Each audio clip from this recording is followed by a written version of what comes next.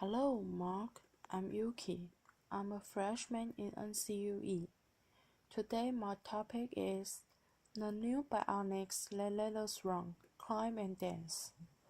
Looking deeply inside nature, through the magnifying glass of science, designers extra principles, processes, and materials that are forming the very basis of design methodology. From synthetic constructs that resemble biological materials, to computational methods that emulate neural processes. Nature is driving design. Design is also driving nature. In realms of genetics, regenerative medicine, and synthetic biology, designers are growing novel technologies, not foreseen or anticipated by nature. Bionics explores the interplay between biology and design. As you can see, my legs are bionic. Today, I will tell human stories of bionic integration, how electromechanics attach to the body and implanted inside the body are beginning to bridge the gap between disability and ability, between human limitation and human potential. Bionics is defined by physicality. In 1982, both of my legs were amputated due to tissue damage for frostbite, incurred during a mountain climbing accident.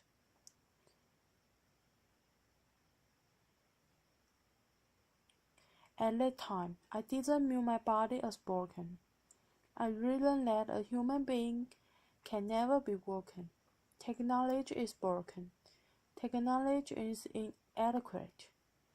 This simple but powerful idea was a call to arms, to advance technology for the elimination of my own disability, and ultimately, the disability of others. I began by developing specialized limbs that allow me to return to the vertical world of rock and ice climbing. I quickly realized that the artificial part of my body is malleable, able to take on any form, any function, a blank slate for which to create, perhaps, structures that could extend beyond biological capability.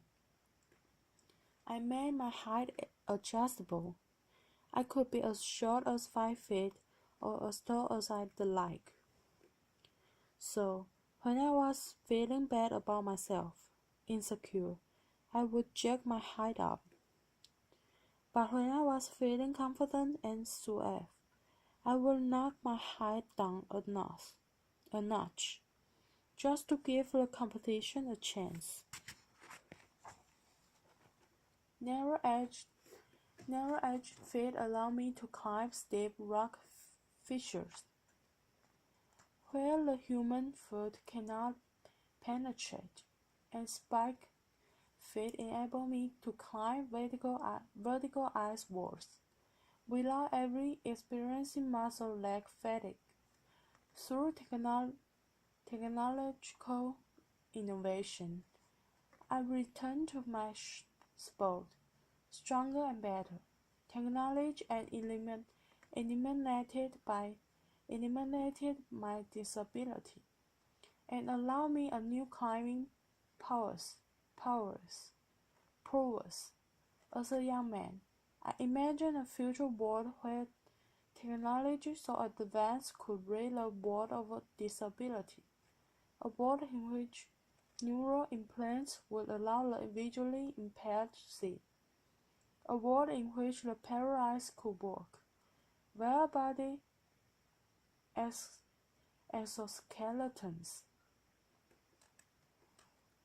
Sadly, because of deficiencies in the technology, disability is rampant in the world.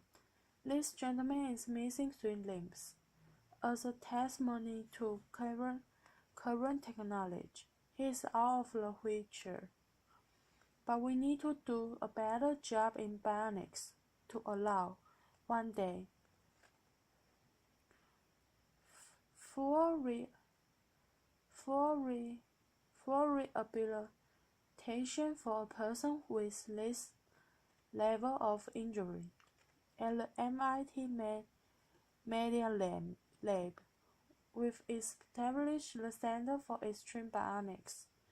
The mission of the center is to put forth fundamental science and technological capability that will allow the biomechatronic and regenerative repair of humans across a broad range of brain and body disabilities.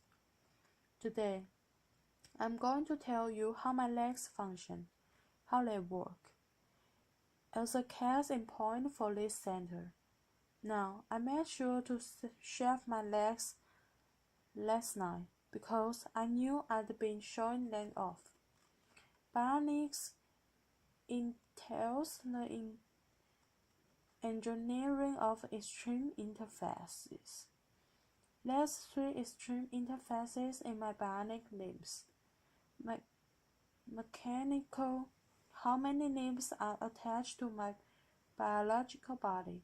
Dynamic, how they move like flesh and bone. And electrical, how they communicate with my nervous system. I'll begin with mechanical interface. In the area of design, we still do not understand how to attach devices to the body mechanically. It's extraordinary to me that in this day and age, one of the most major of these technologies is the human timeline. The show still gives us blisters. How can this be? We have no idea how to attach things to our bodies. This is the beautifully lyrical design work of Professor Larry Oxman at the MIT Media Lab, showing specially varying exoskeletal impedances, shown here by color variation in this 3D printed model. Imagine a future where clothing is stiff and soft when you need it, for optimal support and flexibility, without ever causing discomfort. My bionic limbs are attached to my biological body via synthetic skins with stiffness variations. The mirror by underlying tissue biomechanics. To achieve that mirroring, we first developed a mathematical model of my biological limb. To that end, we use imaging tools such as MRI to look inside my body, to figure out the geometries and locations of various tissues. We also took robotic tools. Here's a 14 actuator circle that goes around the biological limb. The actuators come in, find the surface of a limb, measure its unloaded shape, and then they push on the tissues to measure tissue complexes at each anatomical point. We combine this imaging and robotic data to build a mathematical description of my biological limb, shown on the left. You see a bunch of points, or nodes. At each node, there's a color that represents tissue components. We then do a mathematical transformation to the design of the synthetic skin, shown on the right, and we've discovered optimality is. Where the body is stiff, the synthetic skin should be soft. Where the body is soft, the synthetic skin is stiff, and this mirroring occurs across all tissue complexes. With this framework, we produce bionic limbs that are the most comfortable limbs I've ever worn. Clearly, in the future, our clothing, our shoes, our braces, our prostheses will no longer be designed and manufactured using artisan strategies, but rather data-driven, quantitative frameworks. In that future, our shoes will no longer give us blisters. We are also embedding sensing and smart materials into the synthetic skins. This is a material developed by SRI International, California, under electrostatic effect. It changes stiffness, so under little voltage, the material is compliant. It's fluffy like paper. Then the buttons pushed. A voltage is applied, and it becomes stiff as a board. We aim this material into that synthetic skin that attach my bionic limb to my biological body. When I walk here, it's no voltage. My interface is soft and compliant. The buttons pushed, voltage is applied, and it stiffens, offering me a greater maneuverability over the bionic limb. We're also building exoskeletons. This exoskeleton becomes stiff and soft in just the right areas of the running cycle. To protect the biological joints from high impacts and degradation. In the future, we'll all be wearing exoskeletons in common activities, such as running, legs, dynamic interface. How do my bionic limbs move like flesh and bone? At my MIT lab, we study how humans with novel physiologies stand, walk, and run. What are the muscles doing, and how are they controlled by the spinal cord? This basic science motivates what we build. We are building bionic ankles, knees, and hips. We are building body parts from the ground up. The bionic limbs that I'm wearing are called bones. They've been fitted to nearly 1,000 patients, 400 of which have been wounded U.S. soldiers. How does it work?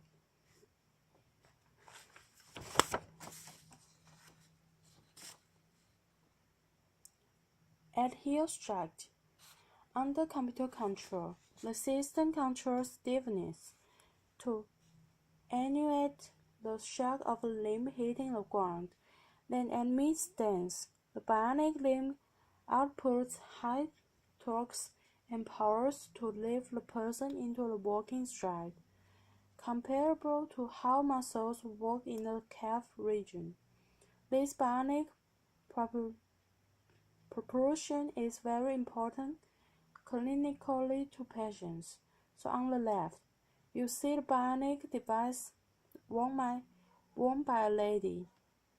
On the right, a passive device worn by the same lady that fails to emulate normal muscle function, enabling her to do something everyone should be able to do: go up and down their steps at home. Bionics also allows for extraordinary athletic feats. Here's a gentleman running up a rocky pathway. This is Steve Martin, not the comedian who lost his legs in a bomb blast in Afghanistan. We are also building exoskeletal structures using these same principles. They warp around the biological limb. This gentleman does not have any leg condition, any disability. He has a normal physiology. So these exoskeletons are applying muscle-like torques and powers.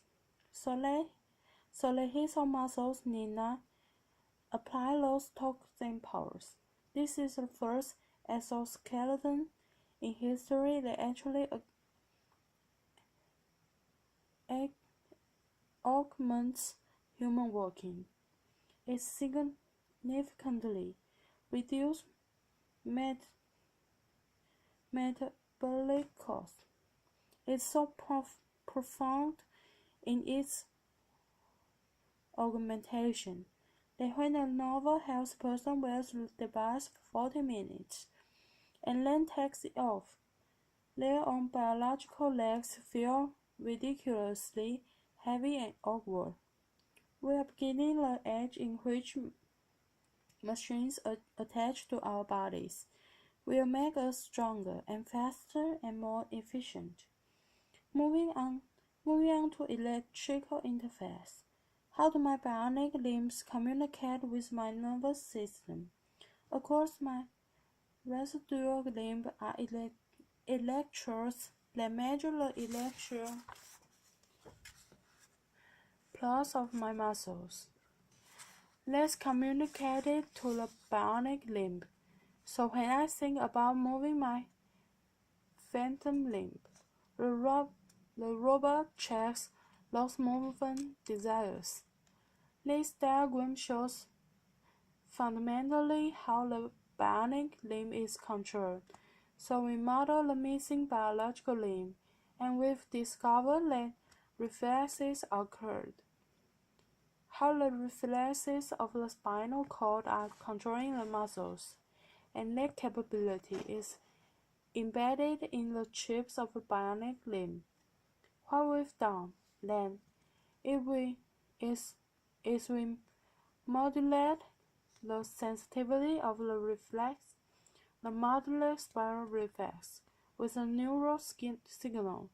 So when I relax my muscles in my residual limb, I get very little torque and power.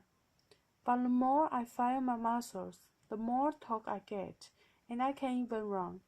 And that was the first demonstration of a running get under neural command, feel squat. We want to go a step further. We want to actually close the loop between the human and bionic external limb. We are doing experiments where we are growing nerves, transacted nerves, through channels on microchannel arrays. On the other side of the channel, the nerve then attached to cells, skin cells and muscle cells. In the motor channels, we can sense how the person wishes to move. They can be sent out wirelessly to the bionic limb. Then on the bionic limb can be converted to stimulations in adjacent channels, sensory channels.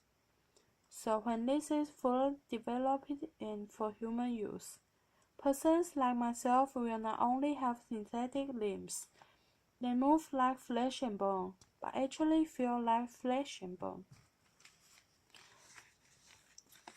This video shows Lisa Mathletic shortly after being fitted with 2 bionic limbs. Indeed, bionics is making a profound difference in people's lives. Oh my god! Oh my god, I can't believe it! It's just like I've got a real leg. Now, don't stop running. Now, turn around and do the same thing walking up.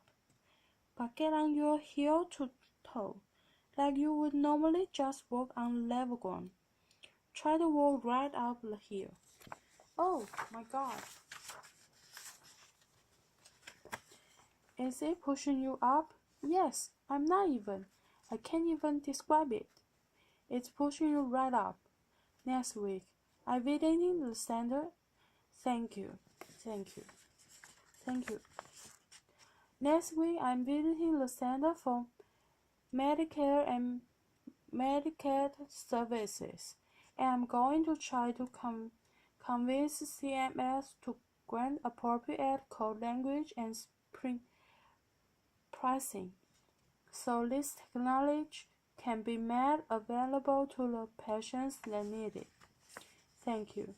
It's now well appreciated, but over half of the world's population suffers from some form of cognitive, emotional, sensory, or motor condition, and because of poor technology, too often, conditions result in disability and a poor quality of life. Basic levels of physiological function should be a part of our human rights. Every person should have the right to live life without disability if they so choose. The right to live life without severe depression. The right to see a loved one in the case of seeing impaired, or the right to walk or to dance in the case of limb paralysis or limb amputation. As a society, we can achieve these human rights if we accept the proposition that humans are not disabled. A person can never be broken. Our built environment, our technologies are broken and disabled. We the people did not accept our limitations, but can transcend disability through technological innovation. Indeed, through fundamental advances in bionics in this century, we will set a technological foundation for an enhanced human experience, and we will end disability. I'd like to finish up with one more story, a beautiful story, the story of Adrian Hazlitt Davis. Adrian lost her left leg in a Boston terrorist attack. I met Adrian when this photo was taken at Spalding Rehabilitation Hospital. Adrian is a dancer, a ballroom dancer. Adrian breathes us and lives dance. It is her expression. It is her art form. Naturally, when she lost her limb in a Boston terrorist attack, she wanted to return to the dance floor. After meeting her and driving home in my car, I thought, I'm an MIT professor. I have resources. Let's build her bionic limb to enable her to go back to her life of dance. I brought in MIT scientists with expertise in prosthetics, robotics, machine learning, and biomechanics. And over a 200-day research period, we studied dance. We brought in dancers with biological limbs, and we studied how they move, what forces they apply on the dance floor. And we took those data, and we put forth some fundamental principles of dance. reflexive dance capability, and we embedded their intelligence into the bionic limb. Bionics is not only about making people stronger and faster. Our expression, our humanity can be embedded into electromechanics. It was 3.5 seconds between the bomb blast in the Boston terrorist attack.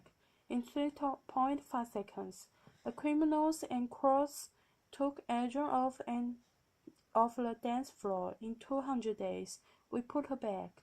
We will not be intimidated, brought down, diminished, conquered, or stopped by acts of violence. Ladies and gentlemen, please allow me to introduce Adrian Hazlitt Davis, her first performance since the attack. She is dancing with Kristen Liner. Ladies and gentlemen, members of the research team, Elliot, Bruce, and Nathan Vilagari Korsky. Elliot and Nathan